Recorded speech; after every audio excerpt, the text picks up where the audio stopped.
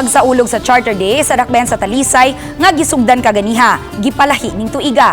Himuon kini di lang sud sa usa ka adlaw kundi sud gyud sa usa ka semana. Atong sayron ang detalye sa report ni Femari Dumabo.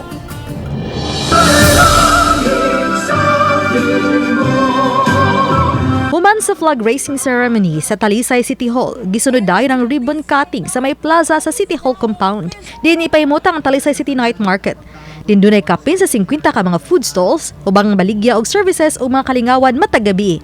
Kutob na sa Enero 15. Gibuksan usab ganiya ang Agri and Fishers Trade Fair sa likod nga bahin sa City Hall. Usa ka semana nga gihatagan og gigayon ang mga mag-uuma ug mananagat sa Talisay City nga makapamaligya sa City Hall compound. Di sila pabayron og arkabala aron barato usab nga mapalit sa mga Talisaynon ang ilang presko nga mga utanon, prutas ug pipila ka mga lamas nga kapilian.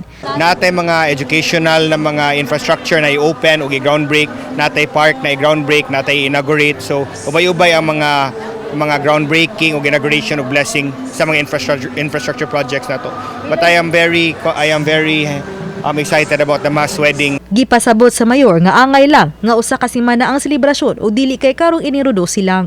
We're just giving it time na makahimo tag mga kalihukan because with the lesser constraints of the pandemic and all that, so mo na atuan na lang gidaghan ang events karon.